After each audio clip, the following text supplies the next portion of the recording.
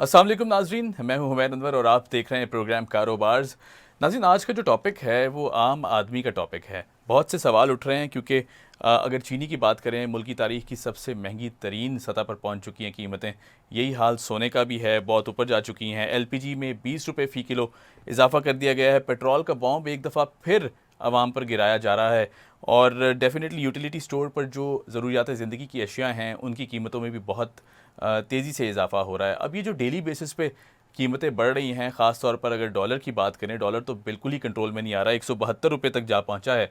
यकीनन ये बहुत नाजुक सूरत हाल की तरफ बढ़ रहा है। फाइनेंशियल जो सिस्टम है, डेफिनेटली उसमें रिफॉर्म्स लानी होंगी और बहुत सी चीज़ें कंट्रोल में करनी होंगी। अब यहाँ सवाल ये पैदा होता है कि डॉलर की कीमत यूं ही बढ़ती रहेगी या फिर इसमें कमी भी देखने को आएगी, क्योंकि हर चीज़ डॉलर से जुड़ी हुई है। ख़ास तौर पर Pakistani economy import based economy होते हुए बहुत मुश्किल सूरत हाल इस वक्त पैदा हो चुकी है। अब इस सारी सूरत हाल को डिस्कस करने के लिए हमारे साथ मौजूद हैं साइम अली।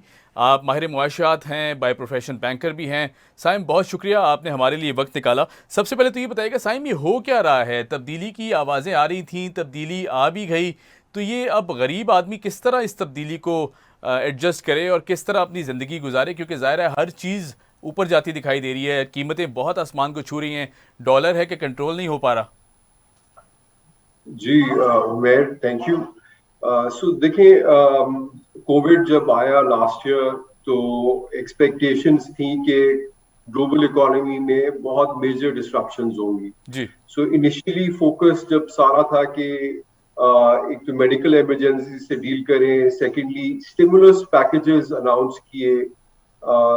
यूएस में भी जितनी भी मेजर इकोनॉमीज हैं ऑफ द वर्ल्ड, उन्होंने बहुत मेजर स्टिमुलस पैकेजेस दिए, जिससे उन्होंने इजी या आप कह लें कि सस्ते कर्जे जो है लोगों को भी दिए और कॉर्पोरेशंस को भी दिए।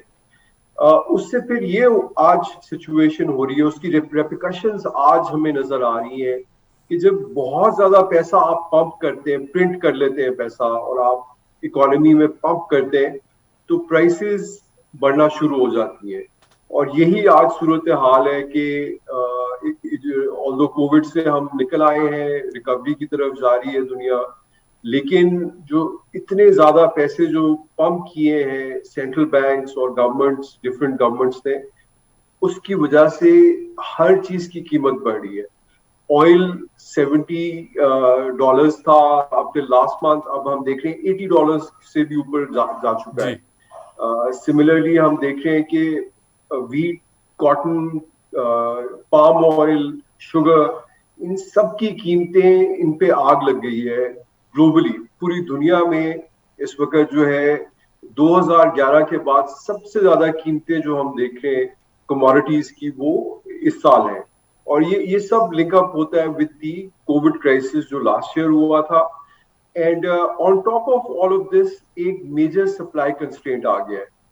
जो हमारी ट्रांसपोर्टेशन शिपिंग लाइंस हैं, वो इस वक्त they can not cope with the global demand. So हम देख रहे हैं जो फ्रेट चार्जेस हैं, जो $500 का एक कंटेनर आप मूव कर सकते थे कराची से हांगकांग, आज वो $10,000 के ऊपर आपको कॉस्ट कर रहा है। साइम, आपने कहा कि कोविड सिचुएशन जो है इसने भी अफेक्ट किया, काफ़ी डेफिनेटली किया, लेकिन यहाँ सवाल ये बनता है, मैं पूछना ये चाहूँगा कि अगर कोविड सिचुएशन ने इतना अफेक्ट किया कि शुरू के 6 महीने तो जाहिर सी बात है ये समझने में लगे कि ये एक बड़ी अनहोनी सी सिचुएशन पैदा हो गई है, इसको किस तरह केटर किया जाए, किस तरह इसको हल किया जाए, लेकिन फिर अगले 6 महीने और अगले 1 साल उस तरह के एफर्ट्स क्यों नहीं लिए गए?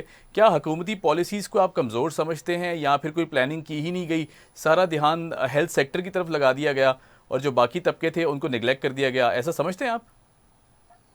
जी, सो आई थिंक यस, कुछ हद तक शायद जो पॉलिसी मेकर्स हैं उनको जो है शायद इतनी अच्छी ग्रास्प नहीं थी कि ग्राउंड रियलिटीज क्या हैं। But at the same time इसकी जो मैं जो कहना चाह रहा था वो ये कि ये एक टेम्परेरी शॉक है, ये अब्जॉर्ब हो जाएगा। एंड वी होप कि ये जो इंक्रीज आया है ग्लोबली कमोडिटीज का, ये एक टेम्परेरी शॉक मिला है as a result of COVID. And COVID के बाद जो इकोनॉमीज खुली हैं, डिमांड एकदम से आना शुरू हुई है। So hopefully by next year we expect कि जो प्राइसेस हैं जो आजकल हम ऑयल $80 पे देख रहे हैं ये शायद सस्टेनेबल ना हो, और उम्मीद है कि by next year same time next year prices दोबारा अराउंड $70 की रेंज में दोबारा आ जाएंगी, एंड होपफुली उसका पॉजिटिव इम्पैक्ट पाकिस्तान की इकोनॉमी के ऊपर भी आएगा।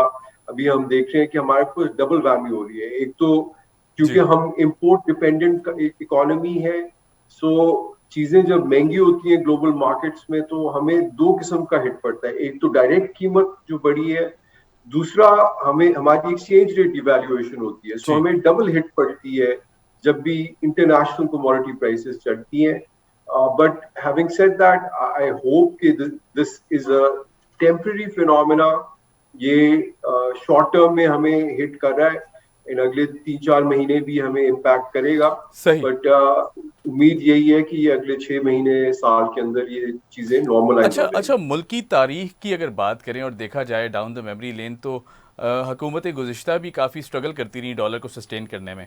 अब अगर ग्लोबल सिनेरियो में भी बात करें तो जाहिर सी बात है डॉलर जिस स्पीड से ऊपर जा रहा है, पाकिस्तानी रुपया जिस तरह नीचे जाता जा रहा है, कदर उसकी कम होती जा रही है, यकीनन ये अब एक बहुत टेंशन वाली सूरत हाल पैदा हो रही है, क्योंकि ज़ाहिर है डॉलर का इस तरह डेली बेसिस पर चढ़ना, बल्कि अब तो घंटों के हिसाब से फ्लक्चुएशन देखने में आ रही है। 172 रुपये से भी ऊपर चला गया डॉलर। अब इसको किस तरह देखते हैं, क्योंकि जाहिर सी बात है ये हाथी ऐसा है जो काबू होने का नाम नहीं ले रहा, और किस तरह इसको काबू किया जाए, क्योंकि पिछली जो हुकूमतें थीं वो कुछ ना कुछ करके, चाहे वो आर्टिफिशियल इंजेक्शन ही था, लेकिन डॉलर को सस्टेन ज़रूर किए रखा था। इस दफ़ा तो हम सस्टेनेबिलिटी देख ही नहीं रहे उसमें। बिल्कुल आप सही कह रहे हैं कि ये एक परपेचुअल प्रॉब्लम है, और ये एक स्ट्रक्चरल प्रॉब्लम है पाकिस्तान, इसका कोई शॉर्ट टर्म हल नहीं है अनफॉर्चुनेटली। हम देख रहे हैं कि 2013 से 2018 में हमारी एक्सपोर्ट्स गिरी, हमारी रेमिटेंसेस स्टैग्नेट कर गई, जबकि हमारा इंपोर्ट बिल तकरीबन डबल हो गया जी। अब हम देख रहे हैं कि although exports last year record exports हमने किए हैं तकरीबन $25 बिलियन प्लस, इस साल $28 बिलियन की एक्सपेक्टेशंस हैं, रेमिटेंसेस भी बढ़ रही हैं, लेकिन ये जो इंपोर्ट है हमारी डिमांड 60 बिलियन का हमारा इंपोर्ट बिल है, और ये 45 बिलियन आप कह लें रेमिटेंसेस एक्सपोर्ट्स मिलके बनाती है, तो $15 बिलियन का गैप हमारी मार्केट में हमेशा रहता है, और इसलिए रुपए के ऊपर हमेशा प्रेशर रहता है। शॉर्ट टर्म में थोड़ा सा कम हो जाता है, बट परपेचुअली ये प्रॉब्लम है, और रुपी एक ही डायरेक्शन में मीडियम टर्म लॉन्ग टर्म में मूव करता है। इसका हल यही है कि हम अपनी एक्सपोर्ट बेस बढ़ाएं। सही। जो अच्छी चीजें नजर आ रही हैं वो ये कि सेल फोन मैन्युफैक्चरिंग पाकिस्तान में आ गई है, Samsung is setting up shop in Pakistan, हम मॉडर्न टेक्नोलॉजी इलेक्ट्रिक व्हीकल्स की पॉलिसी लेके आए हैं, जिससे यहाँ पे मैन्युफैक्चरिंग शुरू हो सकती है पार्ट्स की। तो ये एक डाइवर्सिफाई अगर हम कर सकें अपनी एक्सपोर्ट बेस, तो फिर जाके हम देखेंगे कि हम रुपी के ऊपर कोई पॉलिसी बना सकते हैं। अभी तो हम जो पॉलिसी है प्रीवियस गवर्नमेंट्स ने भी अप्लाई किया है, यही है कि हम अपने डॉलर्स जो हार्ड अर्न डॉलर्स हैं उनको हम एक तरह से मार्केट में बेचते हैं ताकि रुपी की कदर को रुकावट मिले, अदरवाइज और कोई हमारे पास पॉलिसी नहीं है। सही। अच्छा साइम, अब अगर बात करें एग्रीकल्चरल कंट्री होने की, तो जाहिर सी बात है पाकिस्तान का नाम सरे फहरिस्त आता है, बहुत ऊपर आता है, और डेफिनेटली एग्रीकल्चरल लैंड होने की वजह से, एग्रीकल्चरल कंट्री होने की वजह से हमें एक एज ज़रूर हासिल है कि एग्रीकल्चर का जो सेक्टर है उसे भी प्रमोट करना चाहिए, जिस तरह होना चाहिए उस तरह हो नहीं पा रहा। अब अगर एग्रीकल्चर की बात करें तो ज़्यादातर जो कमोडिटीज़ हैं, ज़्यादातर जो बाय प्रोडक्ट्स हैं, वो हम बाहर से इंपोर्ट करते हैं। इसकी क्या वजूहात हैं? क्या उस तरह एग्रीकल्चरल रिफॉर्म्स नहीं लिए जा रहे, या फिर जो किसान तबका है इसको सपोर्ट नहीं किया जा रहा? बड़ा अच्छा सवाल है आपका कि हम एग्रीकल्चर इकोनॉमी कहते तो हैं, बट हम शायद अपने आप को समझते नहीं है। अब पिछले 20 साल से हम देख रहे हैं कंटिन्यूअस डिक्लाइन है एग्रीकल्चर सेक्टर का प्रोडक्टिविटी के अंदर। हम आज अपनी जमीन से उतनी ही पैदावार उगा रहे हैं जो हम 20 साल पहले उगाते थे। ऑब्वियसली जिस रेट से हमारी आबादी बढ़ी है उस रेट से हम अपनी एग्रीकल्चर सेक्टर में आउटपुट को इंक्रीज नहीं कर सके, और उसकी वजह से आज हम देख रहे हैं कि हमें वीट भी इंपोर्ट करनी पड़ी है, शुगर भी इंपोर्ट करते हैं, पाम ऑयल तो हम शुरू से ही करते हैं इंपोर्ट। सो बट इसकी अच्छी बात जो मैं आपको बताना चाह रहा हूँ, हमने एक रिसेंटली स्टडी भी की थी इसके ऊपर, वो ये है कि हम 40% अपनी प्रोडक्शन को इन्हांस कर सकते हैं विदाउट एनी बहुत मेजर इन्वेस्टमेंट्स। जी सो हम देखते हैं कि हमारे फार्मर्स जो मॉडर्न टेक्नोलॉजी इस्तेमाल करते हैं, जिसमें हार्वेस्टर्स, बेहतर तरीके का सीड, हाइब्रिड सीड्स, और बेहतर तरीके से जो है खाद और ये इनपुट्स हम प्रोवाइड करते हैं, वहाँ पे आउटपुट 40% ज्यादा है वर्सेस सही फार्म जहाँ पे हम ये चीजें इस्तेमाल नहीं कर रहे। सो एक बहुत अच्छी अपॉर्चुनिटी है कि हम अपनी पैदावार बढ़ाएं, इसी से हमारा एक्सपोर्टेबल सरप्लस भी जनरेट होगा, और जो हमें इंपोर्ट करने पड़ती हैं चीजें उस पे भी इन्हिसार कम होगा। साइम, अब यहाँ पर सबसे इम्पोर्टेंट बात ये बनती है, एक सवाल बनता है कि किसान हमेशा ही शिकायत करता दिखाई देता है कि उनका जो क्रॉप है, जो फसल है, जो वो उगाते हैं या काश्त करते हैं, वो काफ़ी दिन पड़ी रहती है। जो कम्युनिकेशन का निज़ाम है, जो ट्रैवलिंग का निज़ाम है, सड़कें नहीं हैं गांव देहातों के अंदर, जहाँ से खेतों से कनेक्टिविटी नहीं है हमारे हाईवेज़ की, तो काफ़ी दिन तो इसी तरह जो फसल है वो पड़ी रहती है और ख़राब हो जाती है।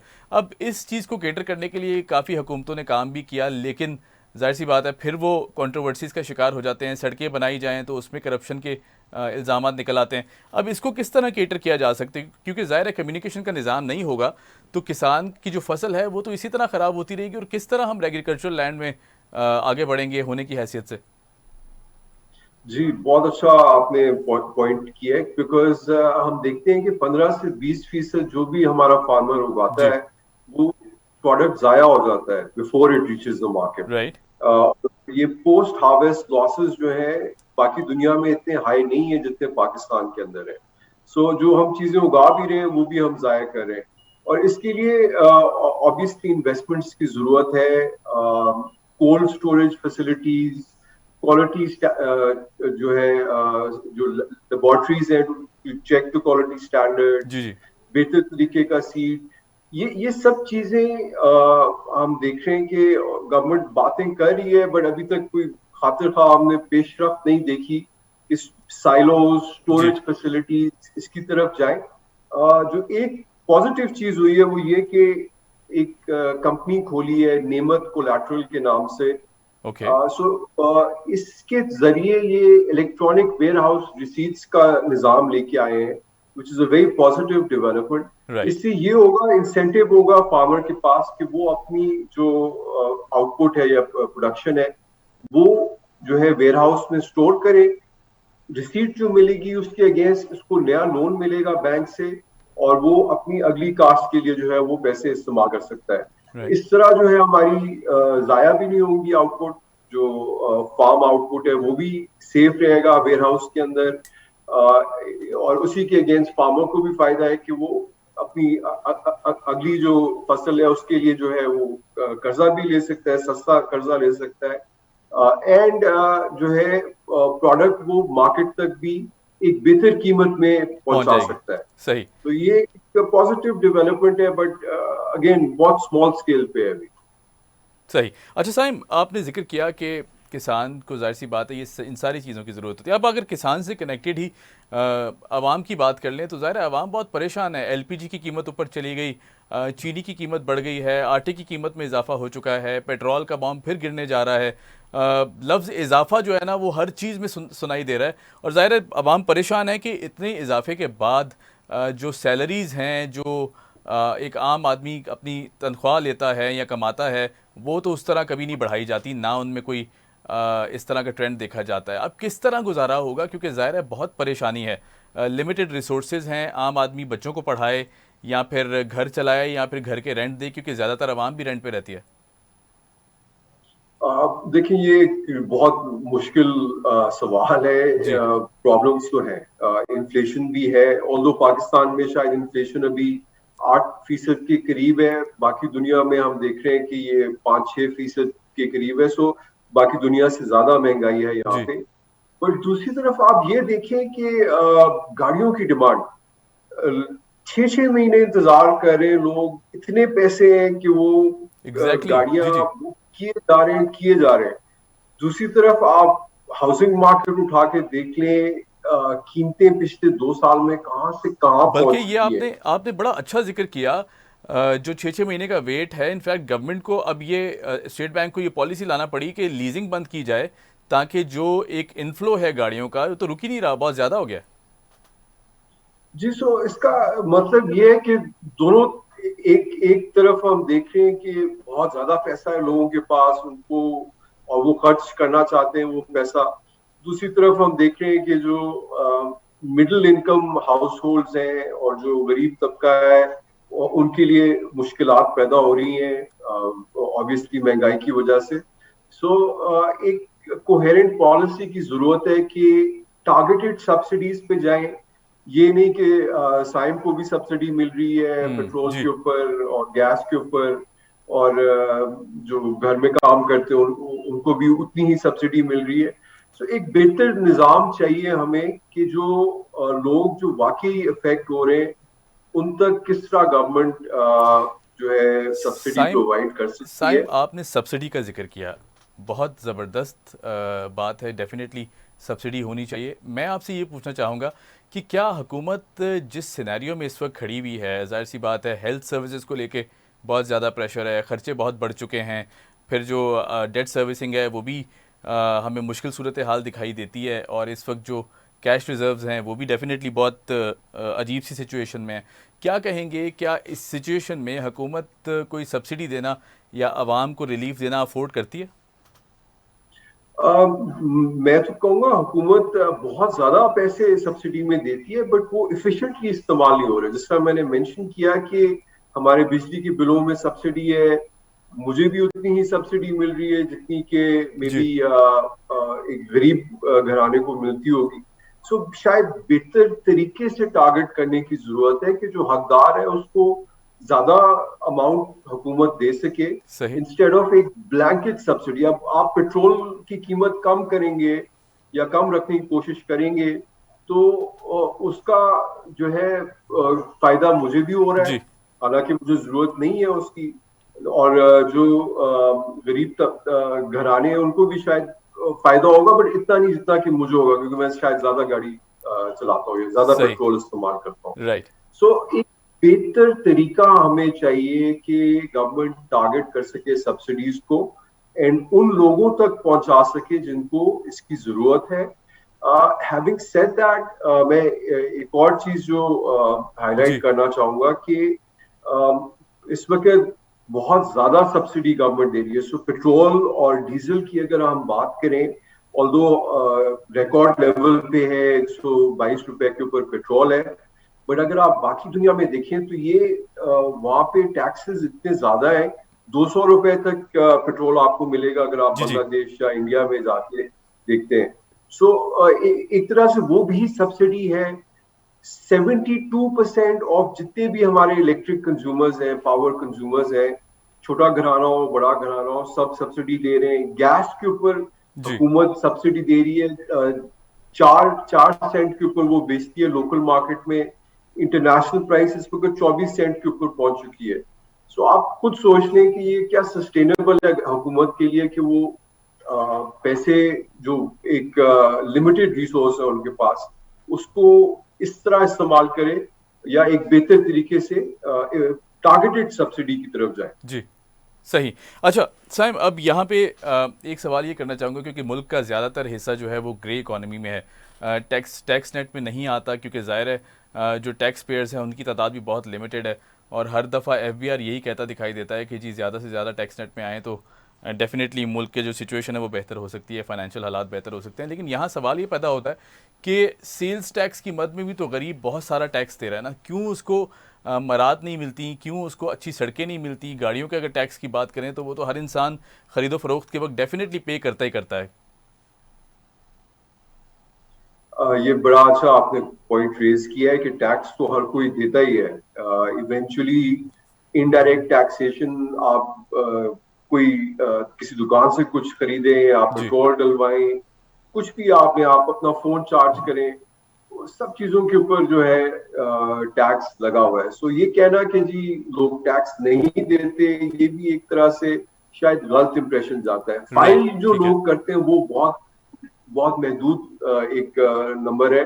शायद 2 मिलियन तक हमारे लोग टैक्स फाइल करते हैं, पर टैक्स पेयर्स तो हमारे मुल्क में काफी हैं। जी, सो क्या हुकूमत को जो है स्ट्रैटेजी चाहिए कि वो अपनी टैक्स बेस को ब्रॉडन कर सके। इसमें यही है कि आप देखें कि रियल एस्टेट एक्टिविटीज के ऊपर हम देखते हैं कि ना प्रॉपर डॉक्यूमेंटेशन होती है, ना correct value of the property declare की जाती है, ना उसके ऊपर प्रॉपर टैक्स दिया जाता है। सो इसी तरह और भी बहुत से सेक्टर्स हैं। कंप्लायंस की तरफ हम मूव करें, इंस्टेड ऑफ कि हम टैक्स रेट बढ़ाएं, हम कंप्लायंस की तरफ जाएं कि जो लोग नहीं दे रहे अपने हिस्से का टैक्स, उस पर जो है एक्शन लिया जाए, और जो लोग टैक्स दे रहे हैं उनको जो है मजीद सहूलत दी जी। जाए, उनके लिए फैसिलिटेशन प्रोसेस किया जाए ताकि आसान रहे। आज लास्ट डे है सबमिशन ऑफ टैक्सेस का, आप देख रहे हैं कि वेबसाइट इज डाउन। मैं हाँ अपना जी, टैक्स फाइल करना चाह रहा हूँ, I can't file my tax. Right, सही। अच्छा, साइम, ये तो बात थी टैक्सेशन की। अब अगर ये बताइए, पूछें आपसे कि ये बताइएगा कि अब ज़ाहिर है गरीब जो तबका है, जो अफोर्ड नहीं कर सकता चीज़ें, और इतनी प्राइस हाइक्स हर चीज़ को अफोर्ड करना बड़ा मुश्किल हो जाता है, उनके लिए ख़ास तौर पर हुकूमत को कौन से प्रैक्टिकल स्टेप्स लेने होंगे ताकि ये जो एक अनसर्टेन सी सिचुएशन पैदा हो रही है, इन्फ्लेशन के जो हालात पैदा हो रहे हैं और डेली बेसिस पे जो कीमतें ऊपर जा रही हैं, ज़ाहिर सी बात है ये तो सोच के ही परेशानी हो जाती है एक आम इंसान को कि किस तरह अफोर्ड करेगा। ज़्यादातर लोग एंग्जाइटी और डिप्रेशन के पेशेंट बनते जा रहे हैं। जी, अनफॉर्चुनेटली मैं आपके साथ एग्री करता हूँ कि महंगाई एक रिग्रेसिव टैक्स होता है गरीब तबके के ऊपर। सो जो सबसे गरीब है उस पर सबसे ज्यादा टैक्स लगता है अगर महंगाई हो। सो महंगाई को कंट्रोल करने की शदीद जरूरत है, लेकिन इसको कंट्रोल करने के बेहतर तरीके हुकूमत के पास मौजूद हैं। और स्पेशली अगर हम देखते हैं कि टारगेटेड सब्सिडीज जी, दी जाए। लास्ट ईयर आपको याद होगा एहसास प्रोग्राम जो जी, है 5 मिलियन से बढ़ा के 15 मिलियन लोगों तक लेके गए थे। बिल्कुल, सो 15 मिलियन लोगों या 15 मिलियन फैमिलीज को हुकूमत ने फाइनेंशियल सपोर्ट दी थी जी, कोविड के दिनों के अंदर। सो इसका मतलब है कि एक डेटाबेस मौजूद है हुकूमत के पास, उनको पता है कि कौन लोग हैं जिनको जरूरत है हेल्प की, जिनकी फाइनेंशियल सिचुएशन ऐसी है कि वो शायद अपने घर को चलाने में उनको मुश्किल पेश आ रही है। सो उसको बिल्ड करें। अगर 15 मिलियन को कंटिन्यू नहीं कर सकती हुकूमत, जी, तो कम से कम 7 से 8 मिलियन जो हकदार लोग हैं उन तक इमदाद पहुंचाए। सो एहसास प्रोग्राम एक बहुत इंपॉर्टेंट कंपोनेंट होना चाहिए गवर्नमेंट रिस्पांस का।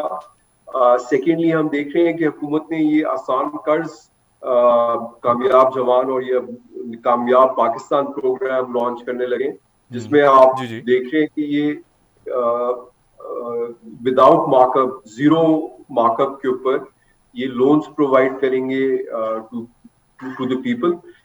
इससे जो है उनको एम्प्लॉयमेंट की अपॉर्चुनिटीज क्रिएट होंगी, जो बेरोजगार हैं उनके लिए अपॉर्चुनिटी होगी कि वो कुछ अपना बिजनेस जो है शुरू वो कर सकें। सेटअप कर सकें, शुरू कर सकें। एंड लो कॉस्ट हाउसिंग के ऊपर भी हुकूमत दे रही है कि तकरीबन 2 मिलियन तक लोन्स देगी लोगों के लिए कि वो अपने घर बना सकें। अगेन ये भी जीरो सही, इंटरेस्ट रेट के ऊपर है। एंड लास्टली जो बड़ा एक अच्छा स्टेप लिया है केपी गवर्नमेंट ने, इसको बड़ा मैं अप्रिशिएट करना चाहूंगा, is the universal health care programme जो लेके आए हैं। जी, जी, एक इंश्योरेंस स्कीम है, आपके पास अप टू ऑलमोस्ट ₹1 मिलियन आपको जो है ये फैसिलिटी है। आप किसी भी अस्पताल में जाएं, कुछ भी हो जाए आपको या आपके घर में किसी को, तो जो वो खर्चे हैं वो एक तरह से हुकूमत सही, बर्दाश्त सही। करेगी। साइम, ये जाते-जाते बड़ा क्विकली एक आखिरी सवाल, डॉलर की जो हाइक है, इसकी प्रोजेक्शन किस तरह देखते हैं आने वाले वक्तों में? क्या मज़ीद ऊपर जाएगा? जी, सो जिस तरह मैं मेंशन कर रहा था, ये टेम्पररी फिनोमिना नजर आ रहा है हमें। सो शॉर्ट टर्म में रुपी मजीद प्रेशर में रहेगा। अभी ओपन मार्केट में 172 की रेंज जी। में, इंटरबैंक में 170 की रेंज में। सो वी एक्सपेक्ट कि ये 3-4 रुपए की मूवमेंट मजीद शायद हो सके, लेकिन मीडियम टू लॉन्ग टर्म में हम एक्सपेक्ट कर रहे हैं कि ये प्राइसेस गिरेंगी। और उसकी वजह यही है कि ऑयल की कीमत भी हम देख रहे हैं कि नीचे आएगी और कमोडिटीज की भी कीमतें गिरेंगी। सो उससे जो प्रेशर है हमारी इंपोर्ट्स के ऊपर वो कम होगा, सही। एंड ये हो सकता है वापस 165 की रेंज में आ जाए। बहुत शुक्रिया साइम, आपने जाते जाते बहुत ज़बरदस्त न्यूज़ ये भी दी है कि ज़ाहिर है डॉलर अभी ऊपर है, लेकिन बहुत जल्द जो है वो डॉलर नीचे आने के चांसेस भी हैं। कुछ वक्त ज़रूर लगेगा, लेकिन सूरत हाल जो है वो मज़ीद बेहतर होती दिखाई देती है। इसी उम्मीद के साथ मुझे दीजिए इजाज़त। कीप वॉचिंग कारोबार्स। आपसे मुलाकात होगी अगले प्रोग्राम में।